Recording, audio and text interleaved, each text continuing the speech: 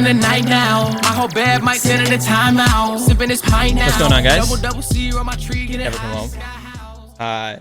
I'm Jose. This is Hadji. Yo. He makes incredible music. Thank you. We've recently featured him on our monthly playlist, Never Knew, where you can discover a bunch of new and upcoming artists. You know, artists that you probably don't know, but you deserve to know. Hadji, how are you? Good. Chilling, man. How are you? Good. I'm good. I'm good. Nice. Some technical difficulties heading into this, but you know, all good. Yeah. All part of the game. Yeah, I you mean, know? tell me, just intro yourself a little bit. Tell me a little about yourself. You're Cool. from Queens, right? I'm Hadji. I'm from Astoria, Queens. I make a pretty wide variety of music. Yeah. No, it's got a little bit of everything. Yeah.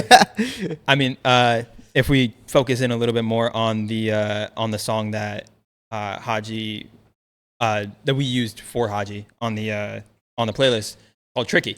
Yeah. Right. I noticed you've been getting a little bit of a decent amount of like coverage on that song. Yeah. Couple different platforms looking at it, like you know, featuring them on playlists and stuff like that. Yeah. What is this one of your like bigger projects? Like, let's say, like getting like published wise. Like, you know what I mean? Yeah, I think it's done pretty well. No, Yeah. I'm definitely pretty appreciative for like, you know, anybody who's posted it. Mm-hmm. Yeah, no, I think the response has been really cool. Yeah. The song itself, you labeled it on one of your Instagram reels as like a 90s rock style song. Yeah. Do you have any older songs or any inspirations that you were taking from? Yeah, you know, when it comes to a song like that, I feel like I was inspired by Brain Stew by Green Day. Mm-hmm. You know, the one with like the guitars like dan it, Yeah. dan it, dan it. Like I did that but like faster. Yeah. So I was like, what would happen if it was faster? Mm-hmm. But then honestly, which is kind of more left field, like a big inspiration for like when I try to make those like more rock-ish, like upbeat songs is actually Ludacris. Really? Yeah, because Ludacris is one of my favorite rappers when I was like really young, and I think that's like shaped the way that I like try to make hooks.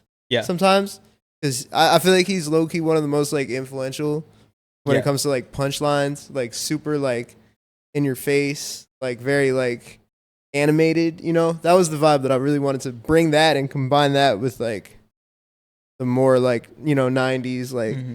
California rock music I used to listen to a lot. You know. Yeah. So it's like kind of taking these two things that to me was all just music, but now as an adult, I can look back and be like, yo, these two things that I listened to as a kid, like they didn't really have a lot of crossover, Yeah. but to me, they're now a thing. So how can I make something Exactly. that Like pays both of them, you know? creating out of the like your past. And, Yeah, and, you know, exactly. the shit that you just enjoy. Exactly. Do you have anybody else that you kind of look up to in the music industry? For sure. Yeah, no, there's a lot of people I look up to in music. I mean, the artist who made me want to write songs is definitely Frank Ocean. Mm-hmm. Speaking of. Oh, that's fire. Let's go. Hell yeah. No, I love Frank. Frank is first time I heard Nostalgia Ultra when I was in like high school. Mm-hmm. I was like, this is unlike anything I'd ever heard. Because, you know, like Yeah. I like Odd Future, Yeah, definitely. but I'd mostly heard like Tyler and Earl. And it's like, I like them a lot, but they were definitely on some like different vibes, Mhm. especially early. Yeah. Where I would be like, yo, I like this song, but like, you really like have to kill your prom date, you know? Like, I don't really fuck with that, you know?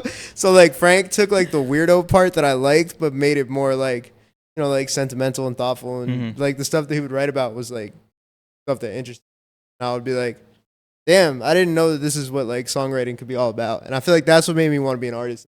Please. Yeah. So that's definitely somebody that I look up to today. Yeah. I mean, you also mentioned Odd Future in the song.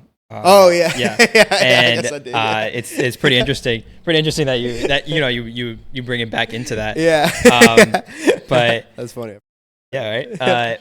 But I mean, another kind of like boy band-ish group that I think that you resemble a decent amount I would say is Brockhampton. For sure. Yeah. Yeah, I love Brockhampton. When I was in college, I booked a show. I used to book shows to my friends of mine, and we would get money from the school to like throw shows. And so my senior year in college was like 2016 into 2017, and we booked Kevin Abstract.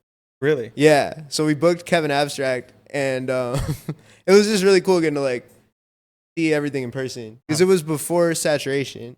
Yeah. But it was like right before American Boyfriend. I was about to ask. But it was about to come out. Okay. So he had dropped like Empty. Mhm. I think it was the name of the single with like the helmet and the bed and all the video, right? But he hadn't like dropped the full project yet. It was really cool getting to see an artist like that at that stage because that's kind of like I had started making music, but mostly fun and honestly not really at college. It was mostly like when I came back home. Yeah. And where did you go to college? I went to Penn. I was in Philly, so it was not very far, but also like a whole different city.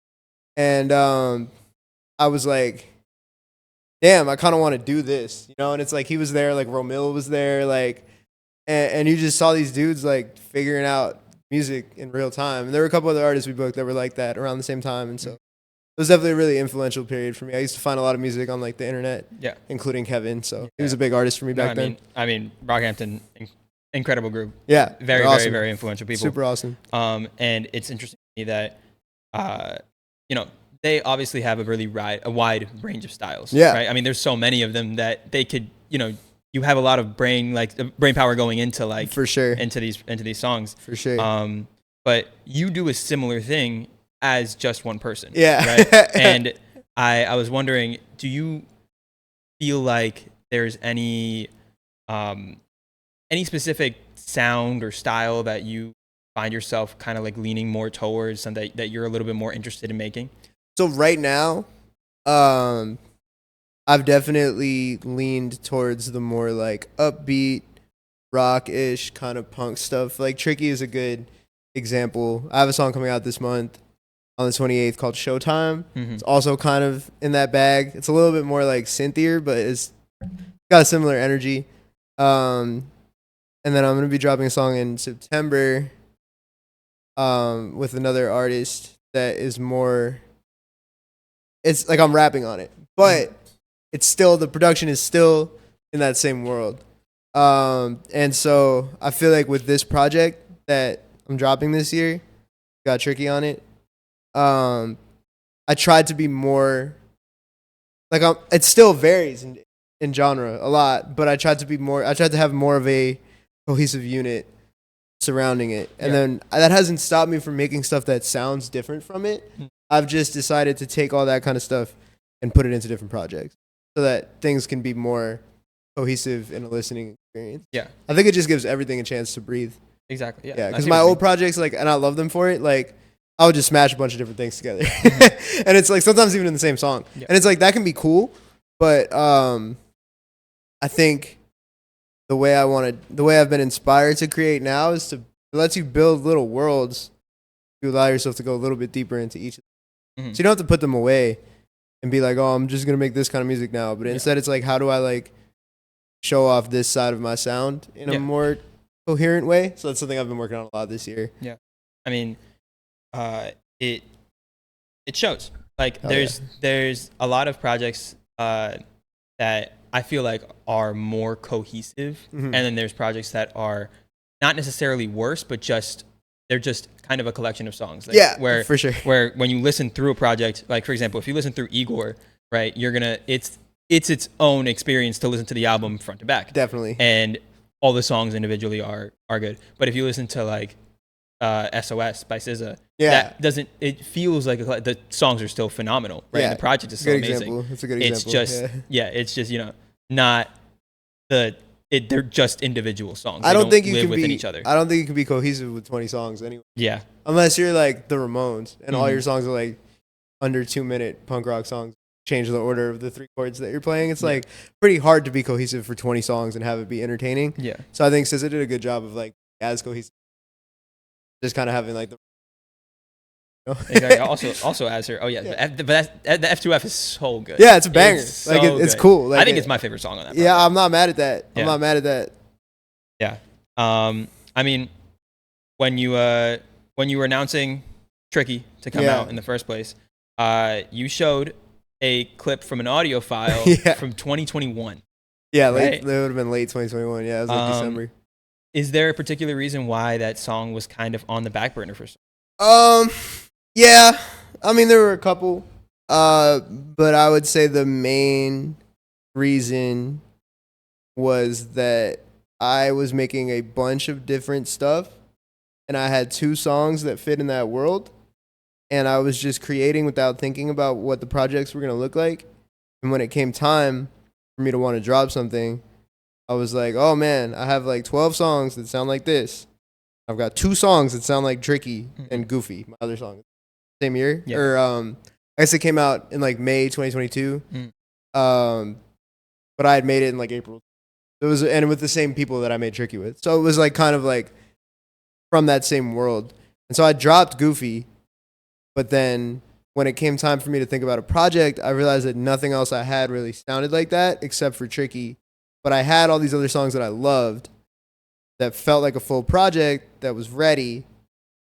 And that became my album Wallflower. And I was like, I should just drop this and just come back to the rockier stuff when I'm ready.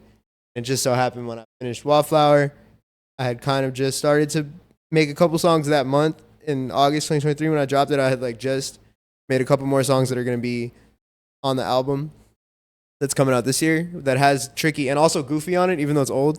Yeah. It's going to be on the album too. But I found a way to like, there's like an interlude that makes it make sense. It's going to be cool. But yeah, I just didn't like, I wanted to try to be, or even when I do my projects, even if they've been less cohesive in the past, like I wanted them to be at least a little bit cohesive. Yeah. And I felt like Tricky would have stuck out like a sword. That's really like reason A. But I was like, I want to give this a chance in its own world and see how far I can go into that. And if that wasn't, you know, like I have so much music that it's not like I should sit and wait until I'm ready. I have a bunch of other shit I can drop. But I knew there would be a time that I can come back to it. And that's kind of worked out right about now. So, I mean, I think you made a good choice because Wallflower is also a really good project. Thank it's you. Just separate. It's just a completely separate sound. sound. Exactly. I mean, I think you could put it on there, but it just wouldn't be as cohesive. I mean, do you have a lot of music that you have from back in the day that you just haven't, you know, worked on? Maybe it's not the right time to come around to it, but you're like planning on working. Yeah, there's stuff that I might drop after Wallflower. I mean, after the next project that is older than songs on the next. Yeah, it's just like finding the right time and the right space, and also like figuring out how you want to present something. Like there's times when I make a song, and I'm like, yo, I know exactly what this looks like visually.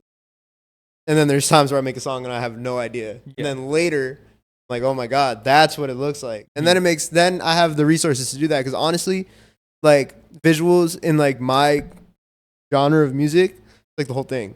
Yeah. Song can't exist without giving it a visual world anymore. Not in the world that we live in. Honestly, like for a lot of artists, that's like annoying. It's like, oh, I have to make TikToks, whatever. It's like, but to me, it's like that's a part of the art. Yeah. Whether it be TikToks, camera facing me, that can be a part of the art too.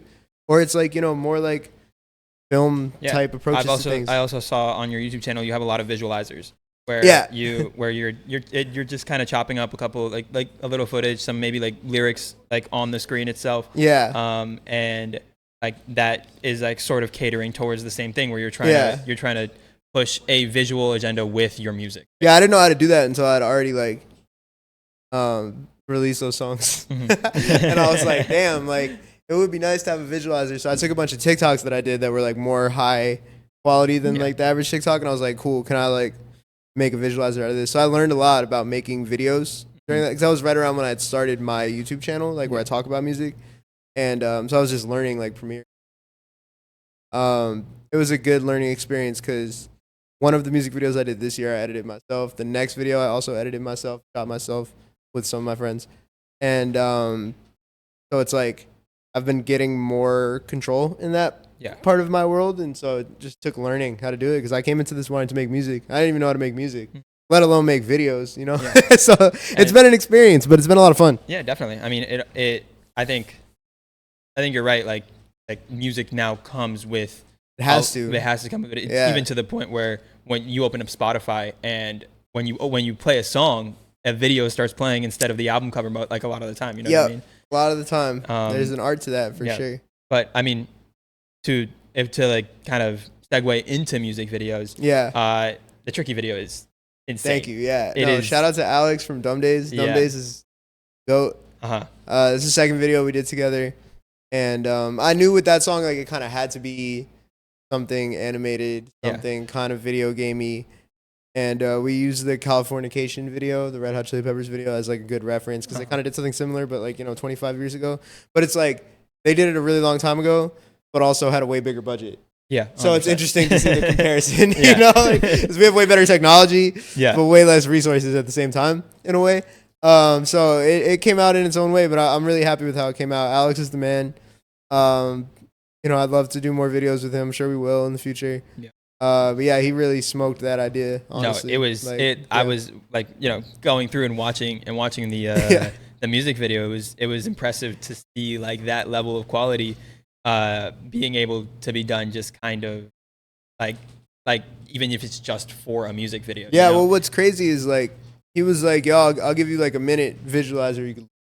I was like, "Perfect." And then he was like, "Yo, just kidding. I made a whole video." I was like, "Okay."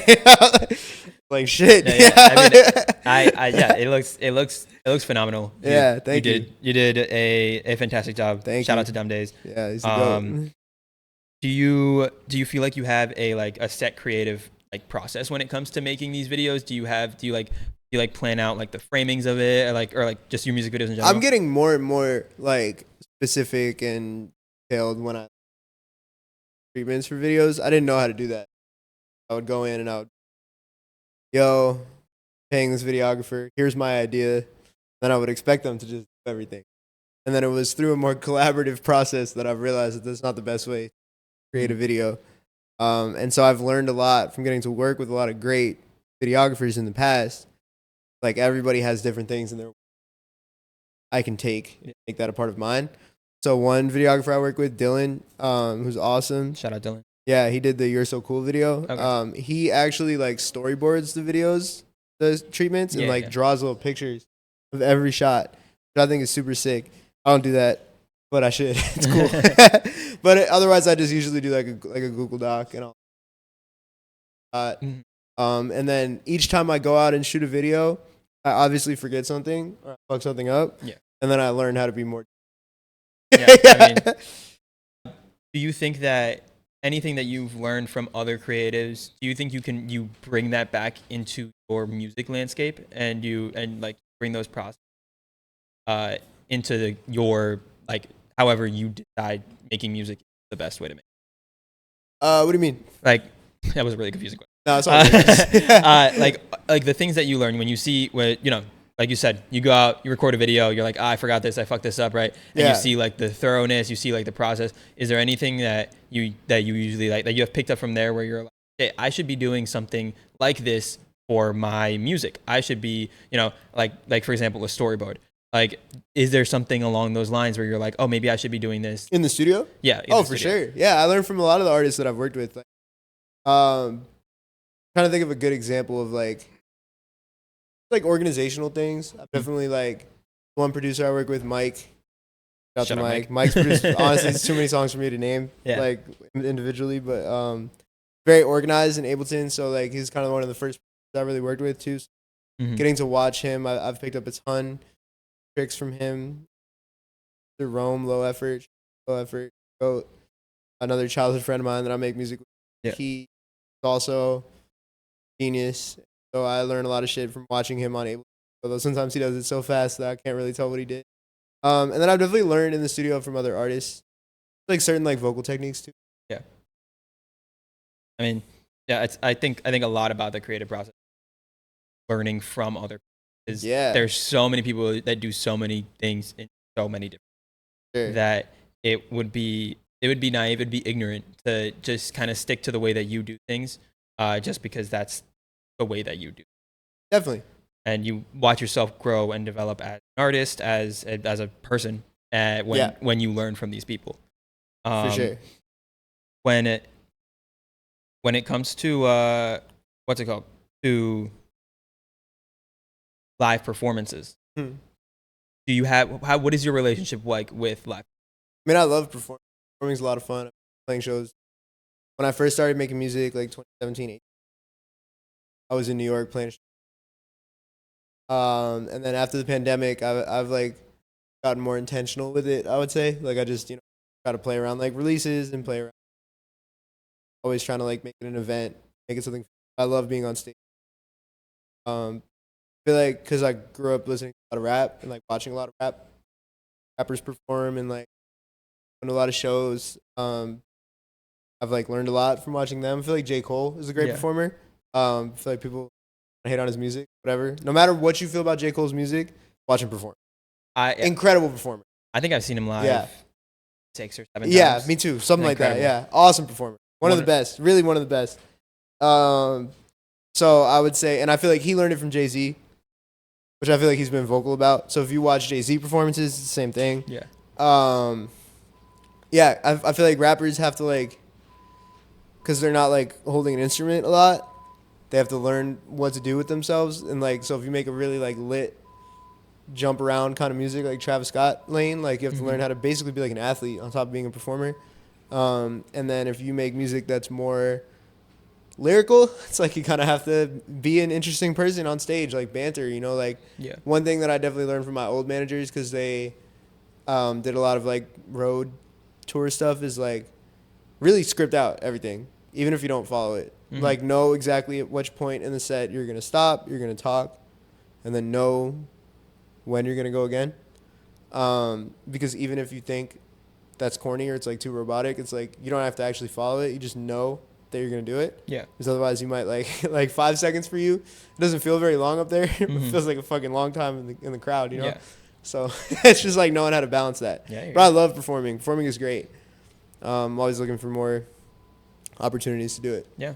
When was your last performance? I played in July at Elsewhere in New York. Yeah, it was fun. Yeah. Good time. Is that like what would you say that's like your biggest show yet, or have you done something? I played at Elsewhere last year. I was opening for a friend of mine. But last year I played at the Elsewhere rooftop. I would say that was probably the biggest show that I've played in New York, probably in general. Yeah. Does it feel good to have that many people out there it was listening great. To your music? It was great. Yeah, no, I've probably done a couple shows where I had like 200 people there. It's been pretty nice. It's been pretty cool. Yeah. Looking forward to doing that again. Of course, man. Yeah. No, yeah. Somebody like J. Cole is incredible performer. Great. Like they like, and then you see somebody like Travis Scott, like the way they like, I guess, work with the crowd. Yeah. Like it's crowd work in a different way than a comedian would do it, right? But they're literally like controlling this. Like I don't know if you saw that video that I think Rolling Loud dropped it, where he was performing in Europe, and like there was like an overhead view of the crowd, and it looked like a beehive because like all the mosh pits opening up and everything. It was really, really cool. I didn't see that. That's sick. Yeah, I mean, hey, we'll play it right here. Yeah. So, yeah. So, another one of your music videos that caught my eye was Oyster. Cool. Yeah, damn. I thought that was incredible. The colors, the concept, and that is in a completely different vein than Tricky. For sure. What are some complications that you saw when like making that video versus making the Tricky video? Making the Oyster video, we low key like didn't get enough shots on the roller coasters and shit.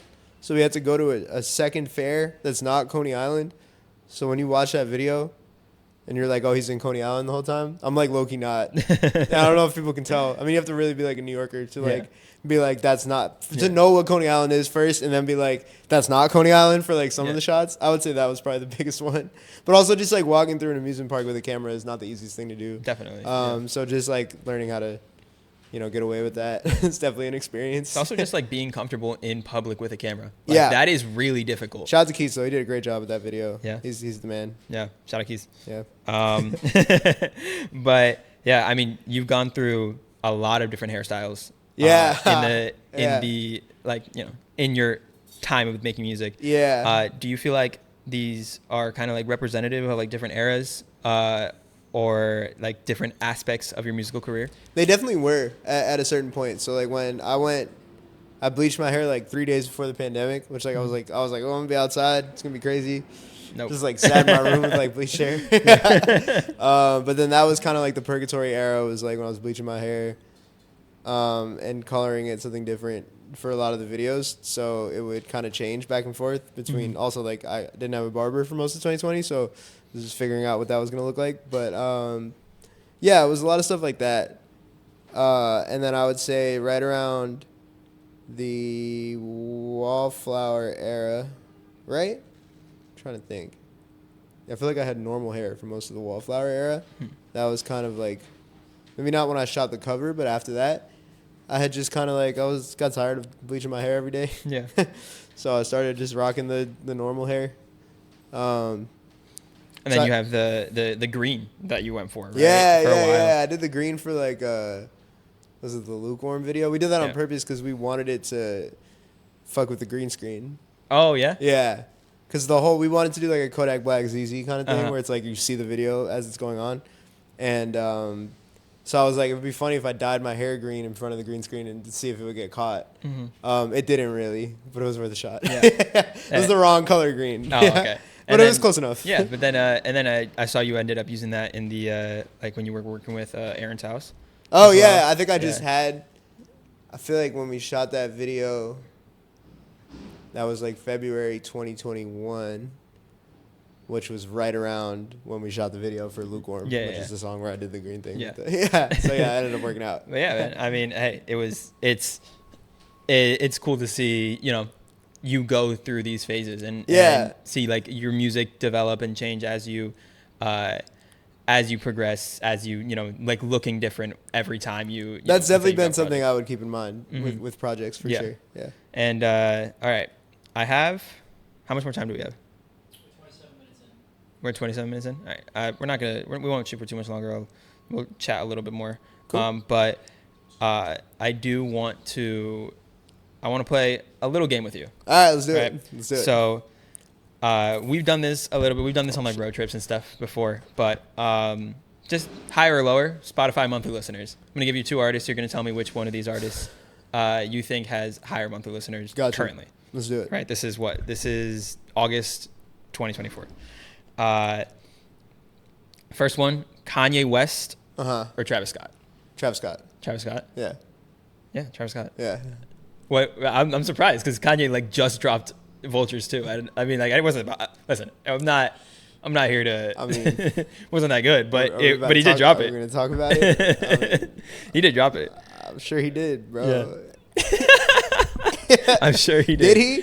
I mean, somebody in the studio dropped it. Did Kanye drop that? I guess. I guess you're right. I did see your commentary video on like whether or not it was like it was AI, but. I mean, not the whole thing, just parts of it, but you know. Yeah. I mean, it's kind of indicative of a larger problem, I would say. Especially if an artist of the caliber of Kanye West is using AI in their music, you know. It's not a good look. Yeah. Well, okay. Number 2. Yeah. Billie Eilish or Sabrina Carpenter? I'm gonna say Billie Eilish. Yeah. Because Birds of a Feather is pretty big. So. Billie Eilish, and it's really not close. Billie Eilish has 101.9 million monthly listeners. Yeah, really? She's second in the world right now. The only person who has more than her is The Weeknd. And Sabrina Carpenter, respectable, is 77.8 million. What does Taylor Swift have? Taylor Swift is, I don't know actually. I could check that for you. But she's probably really high up there. She like tries to steal streams from other people and stuff. Yeah, so. I feel like people would be buying her CDs. They don't even be listening to her on Taylor Spotify. Swift has 96.2 million. Okay, word. Yeah, all right, so wow. Just damn, just that's shy of crazy that Billie Eilish is ahead of Taylor Swift. But hey, I mean, yeah, that one I was not project. super confident on. Yeah, that's crazy. That's interesting. All right, Bruno Mars or SZA? Yo, Bruno Mars, low key. Low key? Yeah. You think so? Yeah. Am I wrong? No, you're right. Bruno Okay. Mars. Bruno Mars at 71.6. I was on his Spotify the other day because me and my friend have a collab album, and we're trying to decide if we're gonna release it under a brand new artist name, and whether or not to co-release ourselves. Yeah. And we were looking at Silk Sonic and No Worries because they both do it, and then because they also like No Worries will be like No Worries, Anderson .Paak, Knowledge, right? And then like Silk Sonic will be like Silk Sonic, Anderson .Paak, Bruno Mars. Yeah. And so I went on Bruno Mars' Spotify page. He has 4 songs with more than 2 billion streams. You know what's crazy? Forget about 1 billion. 2 billion. We were talking about this. When was the last time you listened to doo-wops and hooligans? Yeah, I used to love that shit. Bro, I don't know the last time I listened to it though. I listened to it a decent amount this year. Yeah. And I was showing people, I was like, you don't understand. Grenade is the intro track. Yeah. Like there are maybe 2 songs on that album that aren't like mega hits. Like it's crazy. Like it's Talking to the Moon. There's Runaway Baby. There's the fucking obviously there's Grenade. What is Marry it? You? Like Marry You on that shit? Yeah. Count on Me. Yeah. Bro, it's so many. It's just straight bangers. Yeah. Straight bangers. But yeah, 71.6 million for Bruno Mars and 67.9 million for SZA. That is really close. I would have guessed it was close, but SZA hasn't dropped in a minute. Yeah. Yeah. So. All right. Playboy Cardi Uh-huh. or One Direction? I'll tell you, it's a lot closer than you think. No, I'm sure it's really close. Yeah, I'm gonna say One Direction. Yeah, One Direction, 43.7 Yeah. million and Wow. versus 43.4 million. Wow. Okay, it's really So close. you're currently 4 for 5 right now. Yeah, because Cardi's getting Or 4 for carried 4. by Carnival. Because all the stuff he dropped Oh, this yeah. year is not on Spotify. Oh yeah, I guess. Which Right. I feel like messes with his numbers a little bit. He's smart about this. Yeah. I don't like this. I was planning on tricking you a little bit, but Yeah, no. You'll probably. I'm sure I'll get one wrong if you keep going. I mean, there's only one more. Okay. We have Hosier Okay. and Metro Boomin.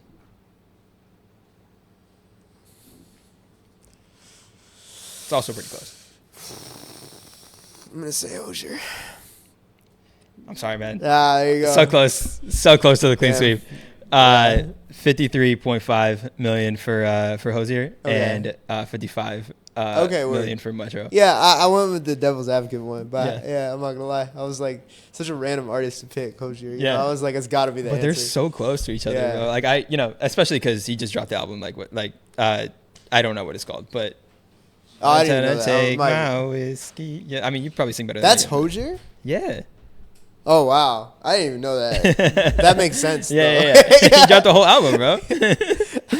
That makes perfect sense. That's it. I had no idea what artist that was. No, yeah. I've heard that song so many times. Dude, it's also it's a banger. It's no, just- no. He's great. it's just kinda he's long. got a bag. He's got Yeah. a bag, and he knows how to stay in that bag, bro. Mhm. For Yeah. sure. I mean, when it comes to your YouTube channel, you talk a lot about music. You do like Yeah. a lot of commentary stuff.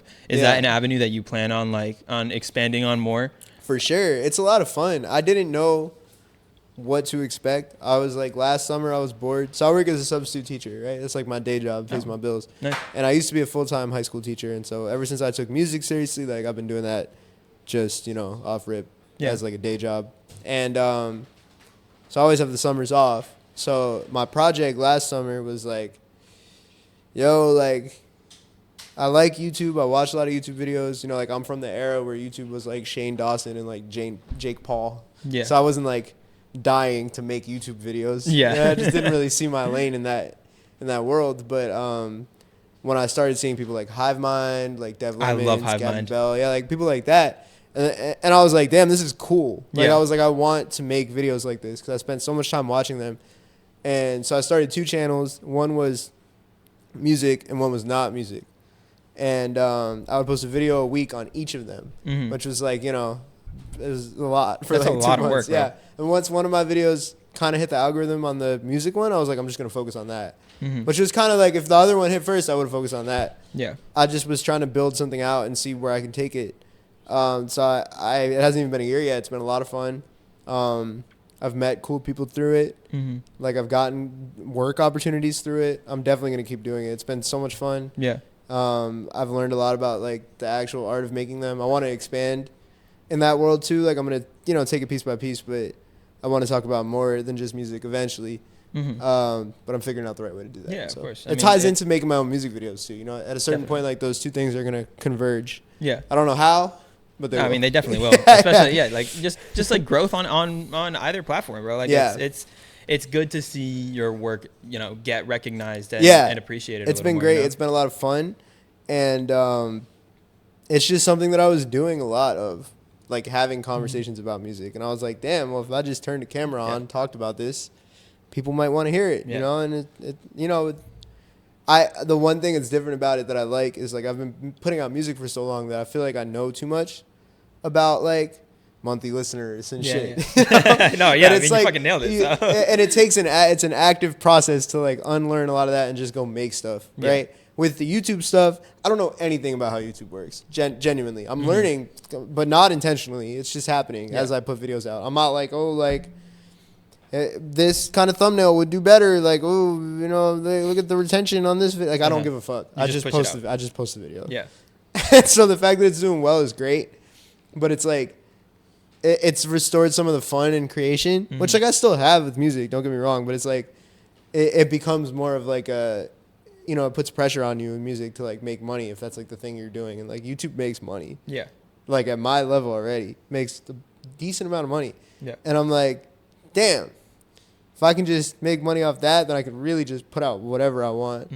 And allow myself to just enjoy the creative part of it. And so it feels like it solves a bunch of problems in my life at once. Yeah. So it's kind of a no-brainer. Yeah. Yeah. I mean, you were saying that you were a full-time high school teacher. Yeah. And a substitute teacher. Yeah. Have any of your students found my your God, YouTube channel? Of course. Not my YouTube channel, not really, but my like music for sure. Uh-huh. Yeah. I don't think I would enter their YouTube algorithms. I need to start doing like 20 girls versus one guy or some shit with NLE Choppa, and then I'll be all over my kids' algorithms. Yeah. Bro, but that's not really entering their shit. Yeah, I need to go on Kai Sanat's stream. Yeah, literally. Yeah. I work at a high school in the Bronx, so Yeah. it's like my kids. I mean, some of them are probably watching music commentary videos, but this is Hadji Gaviota. I have a song called Showtime dropping on August 28th. I have a song called Tricky that is out right now. This is Never Come Home. Oh, wait, hold on. I also have a YouTube channel, and I post mad videos on there. One a week. This is Hadji Gaviota. This is Never Come Home. If you never knew, now you know. Woo! All right. Let's go. Let's go. That was fun, man. Yeah, That was fun. sick. Good question. Go with the flow. Dear Lord, I want you to know.